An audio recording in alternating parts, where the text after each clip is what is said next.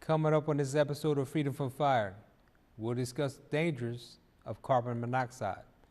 We'll sit down with an equipment officer from the Technical Services Unit and a PGW representative. We've got a lot to share, so stay tuned as we begin Freedom from Fire.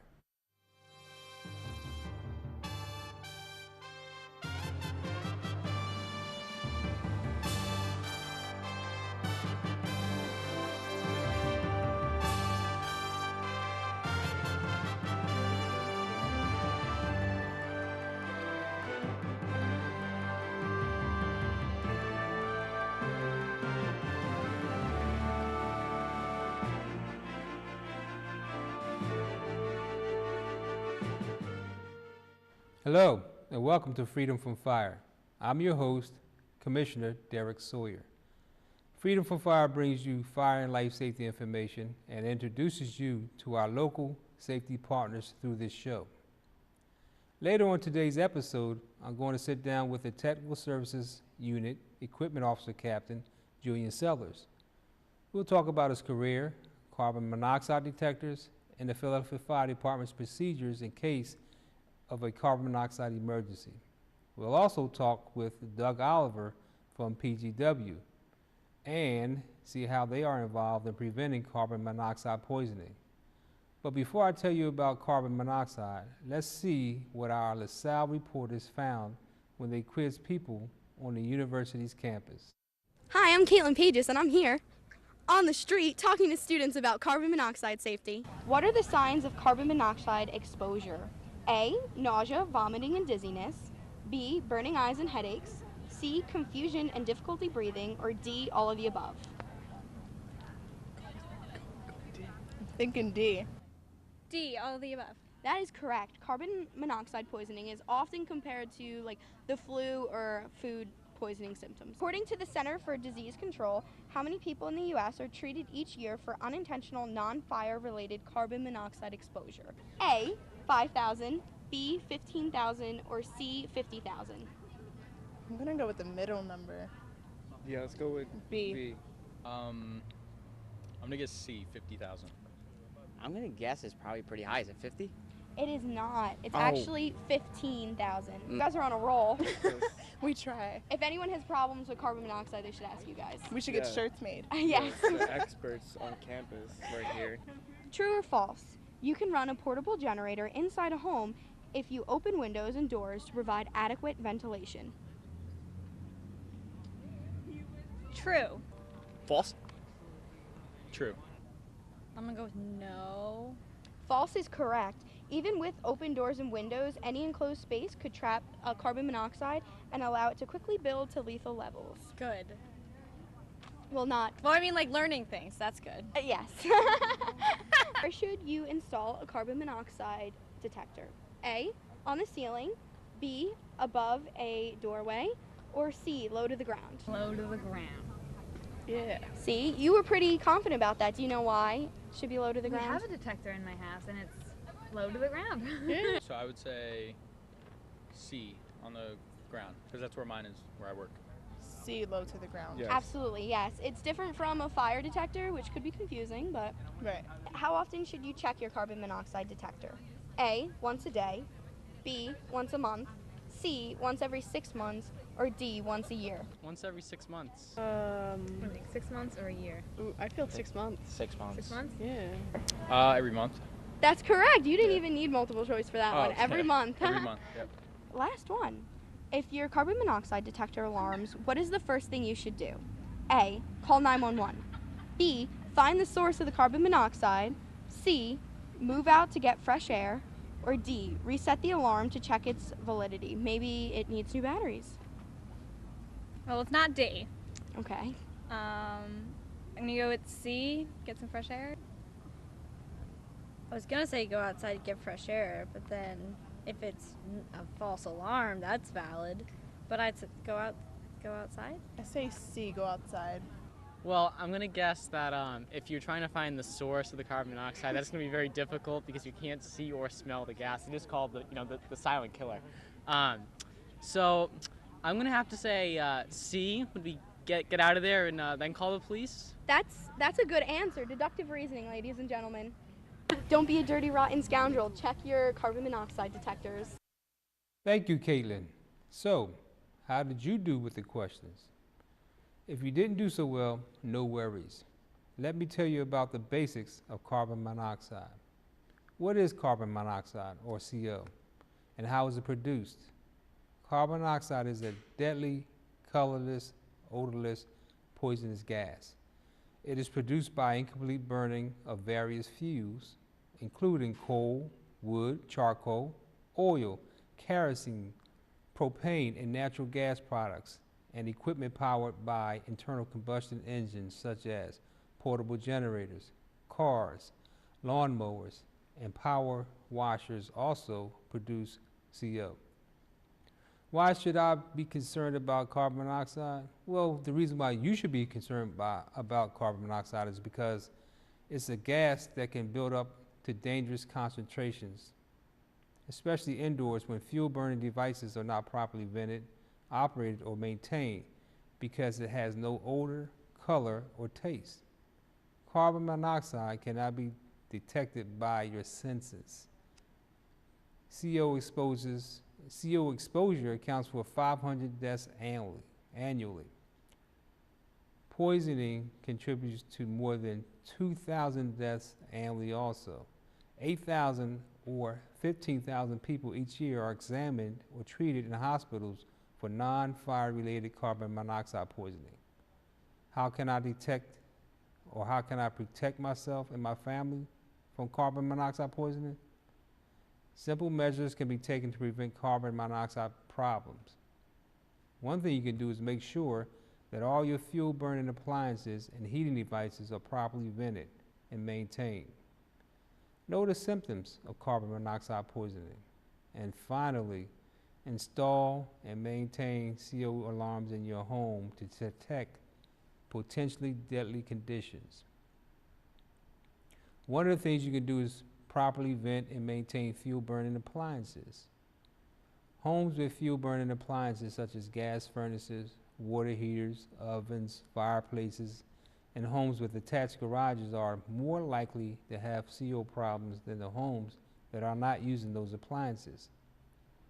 You should have your fuel burning appliances checked by a qualified heating contractor every year to look for possible issues, especially now that it's about to be cold.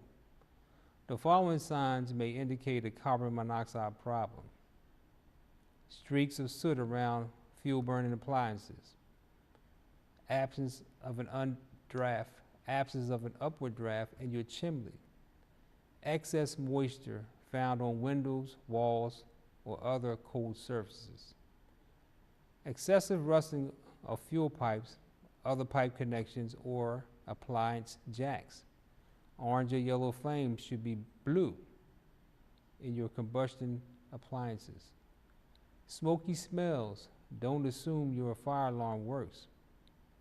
Fallen soot in the fireplace. Small amounts of water leaking from the base of the chimney vent or flue pipe.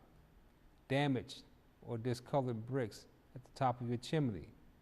And rust on a portion of the vent pipe visible from the outside. Never ever use a barbecue grill or portable gas generators inside or indoors. Never heat your home using an oven designed for cooking. Install and maintain carbon monoxide alarms in your home. Similar to smoke alarms, you have to have a carbon monoxide alarm.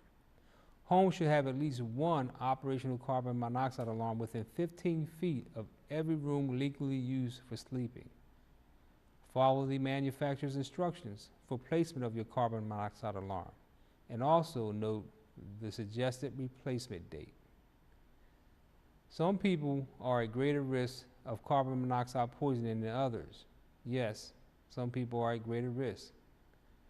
People at greater risk include individuals with respiratory conditions such as asthma or emphysema, cardiovascular disease, anemia such as sickle cell anemia, and individuals engaging in strenuous physical activity, the elderly, children, and fetuses.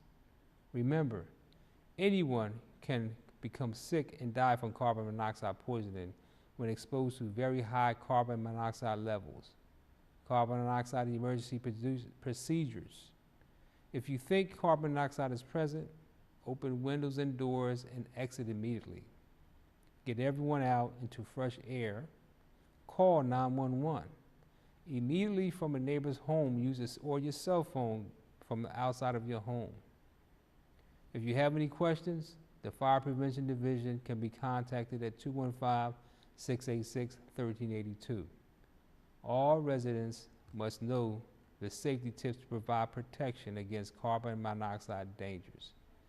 As of October the 23rd, 2014, the Philadelphia Fire Department has responded to 1,012 carbon monoxide incidents. Of these incidents, a total of 45 residents have been transported to area hospitals for evaluation. Once again, I would like to stress the importance of having a carbon monoxide alarm. Recently, the city has held an event to educate the public about carbon monoxide. Our student producer, Mark Wilson, has all the coverage of that event. Mark.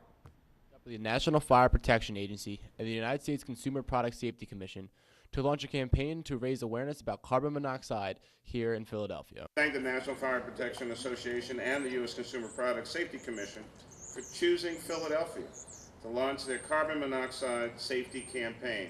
They chose Philadelphia. They wanted to be in Philadelphia. Occurs from those, the deaths that occur are highly preventable. It's a matter of following some simple yet very important safety precautions, and you've heard about those here today. The most important thing you can do is to have a working carbon monoxide alarm in your home. So I responded to a CO incident where 11 people were affected. 11 people in 3 homes. It was because someone was using a generator. And you see right here we have a generator. And we don't want anyone to use a generator in your home. Local students and local neighbors came out and received information about carbon monoxide safety. We also heard the story of their life-saving neighbor, Jeffrey Lyons. Carbon monoxide alarm go off in my house, which I had installed. When the fire department came, they found out the leak was coming from a neighbor's house and not from my home. It would have been tragic if the carbon monoxide alarm was not installed. Here to stop a killer. It's an invisible killer. You can't see it, you can't smell it, you can't taste it, and it's in homes all over Philadelphia. You want every home to have a carbon monoxide detector and a smoke alarm. You really want both, and in a couple different places in the home. We want to drive down both fire deaths and carbon monoxide incidents in our city down to 0. The issue of carbon monoxide alarms and carbon monoxide poisoning is very important as we go into the winter months. More than half of the CO-related calls that are made occur between the months of November and February as people begin to heat their home during those winter months. So it's very important that we get working CO alarms in all of the homes because those can save lives. Philadelphia is a city that's paying very, very careful attention to fire safety and in particular to safety relating to carbon monoxide.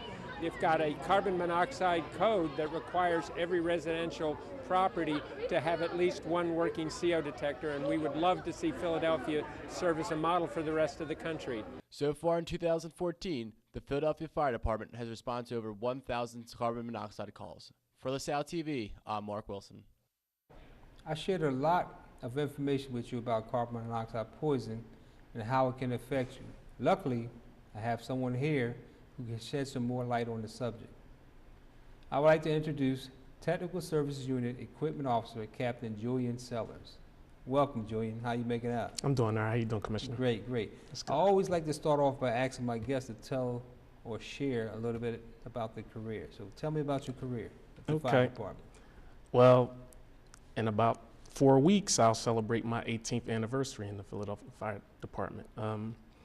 December 9th, 1996, I began my career, and I've spent the bulk of my time in West Philly and Southwest Philly.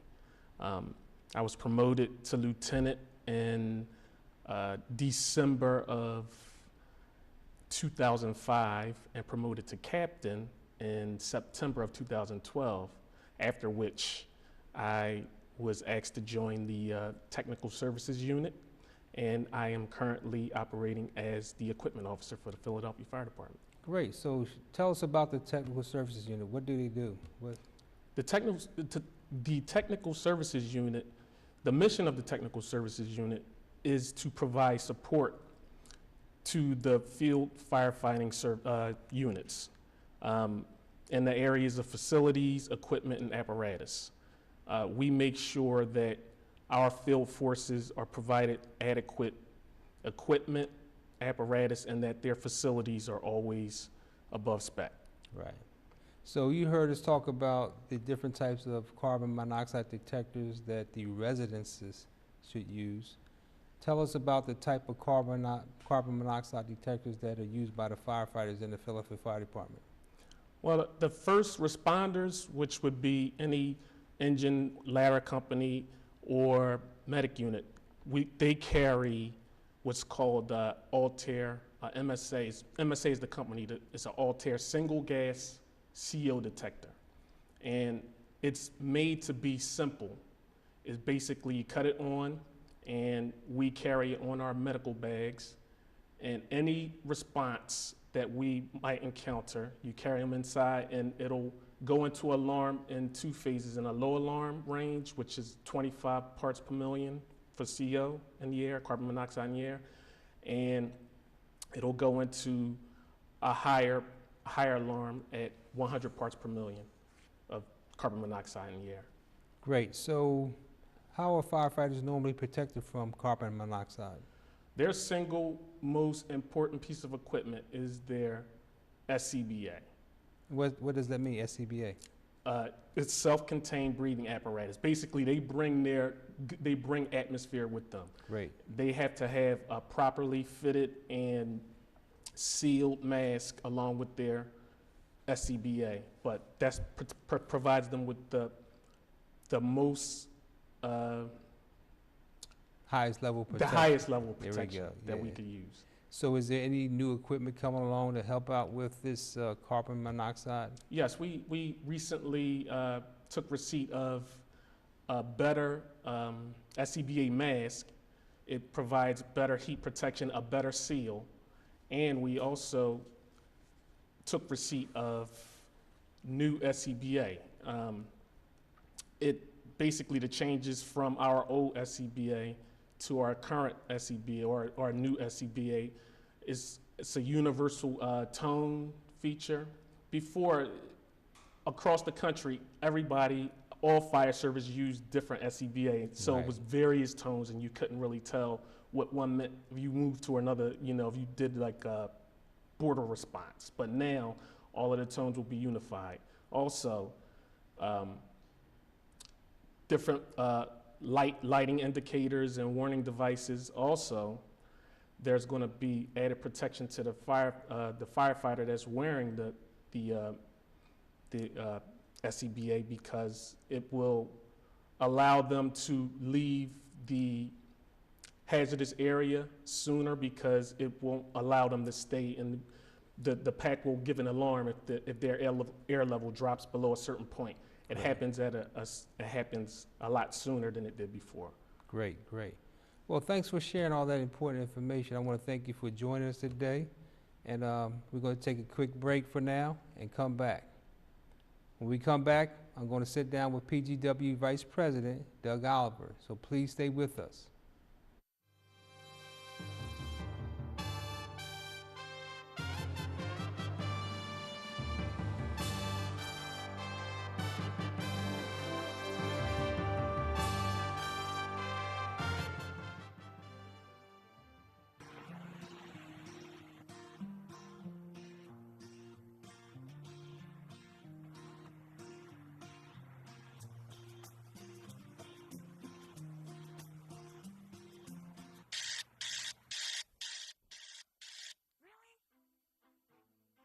Yeah, I'm running late. I'll be right there. What? Hello? Oh, really?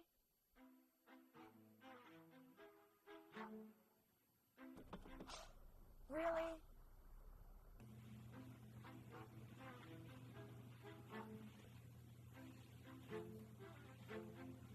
Really?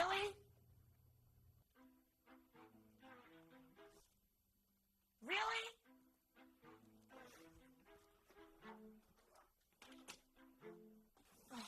Finally.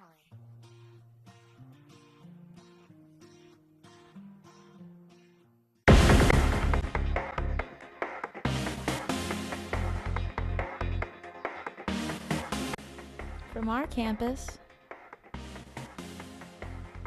to the city of Philadelphia.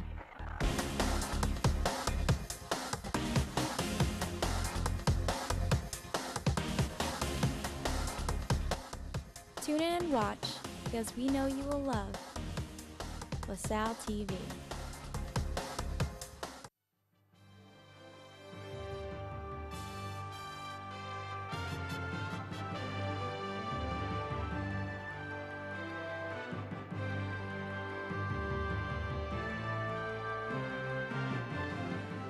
Welcome back to Freedom from Fire. Again, I'm your host, Fire Commissioner Derek Sawyer. I'm joined here today by PGW Vice President Doug Oliver. Doug, how are you? How you doing? Thanks Welcome for having to the me. show. Thank you. Thank you. So tell me a little bit about your career with PGW. Well, I've been at PGW for a total of about 8 years. Most recently, 4 years. Prior to that, I was served as Mayor Nutter's press secretary for the city of Philadelphia. Your name sounded familiar. And before that, I was back at PGW. Right, so right. I have a communications background, business and politics. It's sort of the intersection of the three of them, and I've been doing this for about 17 years. Great. So you enjoy it? I do. I really do. I enjoy the field. I enjoy the pace. It's very engaging, and so certainly energy is one of the things that is driving our city forward. So to be on the forefront of that is something that I'm really happy about. Right. So the Philadelphia Gas Works, they're a gas company. Mm-hmm. Tell me why they care about carbon monoxide. Well, when we talk about Philadelphia Gas Works, we always talk about safety first, safety and reliability. And typically we're talking about the delivery of natural gas to our 500,000 customers. Mm-hmm. And when you think about it, we have more than 500,000 customers. We have 500,000 premises, but families of 4, et cetera. Right. We look at it as though we have 1.6 million customers that we keep their houses warm. We help them heat their food and heat their water. And so when we talk about safety, we're typically talking about getting that gas in sufficient amounts and in a safe manner to people's homes, but we're also talking about safety on the other side of the meter. Right, right. Once it's in your home and how you use it, we want our customers to use our product very, very safely. And obviously with gas burning equipment, your furnaces, your boilers, your ovens, ranges, if they're not installed properly and not functioning properly, obviously that's another safety issue. So we don't look at safety just from one perspective. We look at it very, very broadly, and we're happy to partner with other first responders, police, and certainly fire, obviously, to promote messages of safety around natural gas, but also the byproducts of natural gas, including carbon monoxide. Right. So a lot of times people use alternative heating sources because they don't have gas. Yeah.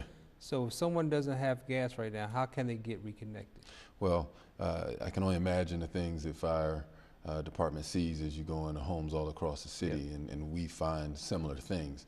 And our folks here in the city can get very creative at times, and when they don't have natural gas, either because their service has been disconnected, if there's work being done in the street, or they're having an issue around being able to pay their bill, those sorts of things, folks get creative.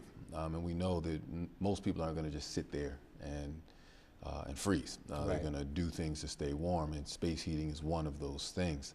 What we try and do to the extent possible is connect people back to their gas service. We understand that there's going to be alternative heating sources, but we still think that having your natural gas burning equipment functioning properly and doing what it's supposed to do is where we want to get our customers. So there's a couple of programs that I'd like to talk about just really briefly for our customers who may find themselves without their appliances working or without gas service for whatever reason. The first is LIHEAP program, the Low Income Home Energy Assistance Program. And the LIHEAP program is a program that connects customers who are having difficulty paying their bill to grant money. And those grants can range on average between $250 up to $1,000 to keep them connected to gas. Nice. This program opens every November. It's a state federal program administered by the state. but it opens in November, so it's opening now. And we encourage anyone who's at or below 150% of the federal poverty income guidelines to apply. Now, what does that mean? It means that a family of 4 making roughly $35,000 a year would be eligible for this program. It's first come, first serve. So Right. we encourage everyone who doesn't have their gas service on to make application for that money and be connected back to natural gas. Great. So I talked about the importance of having your heaters serviced before it gets cold. Mm-hmm. What role does PGW play in inspecting heaters to make sure they're safe, if any? Well, PGW doesn't inspect the heaters except for to the extent that we're in your property Right. for something. While we're there, we're going to check. We carry, you talked a little bit earlier about some of the gas detection equipment that the fire department carries. We carry gas detection instruments as well. And anytime we're in the house for routine leak calls or anything else, we'll check for those things. If we find a problem, we'll what we call red tag it. Right. And we basically shut it down so Yeah. that it's not unsafe, but then we encourage our customers to find a licensed contractor Right. essentially to come in and take a look at the equipment. Great. So if they wanted to apply for LIHEAP, what are the numbers they should call? Do you have a Okay, number? to apply for LIHEAP, we encourage our customers to do 2 things. One, you can text the word grant to 95997 and the information will come straight to your cell phone. For those who don't want to text or are uncomfortable with it, can also call 215-787-HEAT, H-E-A-T. Right. Great. Well, I want to thank you for joining us today on Thank you Freedom for from having us Fire. on. Appreciate That was it. some valuable information. So I was hoping that before you leave us, that you would take the fire safety pledge. Absolutely. I usually have all my guests take the pledge with me. I'm prepared. So you ready? Yep. Let's go. I love my family, and I am responsible for their safety. Therefore, I pledge the following. I pledge to have at least one working smoke alarm on each level of my home. I pledge to test my alarms as recommended and replace my alarms with new lithium battery-powered alarms when needed. I pledge that every family member will sleep with their bedroom door closed. I pledge to develop and practice a home escape plan. I pledge that if I cannot afford smoke alarms, I will call the non-emergency number 311 or visit www.phila.gov/311. All of this I do solemnly pledge. Well, thanks again very much for joining us. Thank you. Have a safe winter and get ready for that Thanksgiving holiday. Indeed. Have a lot of turkey, right? And go Eagles. There we go. Go Eagles. If you have any gas leaks or gas odors, you can call PGW's emergency number 215-235-1212. It's available 24 hours a day and 7 days a week. You can also go to www.pgwworks.com for safety tips and additional information. I would like to once again thank the Technical Services Equipment Officer, Captain Julian Sellers, and Doug Oliver from PGW.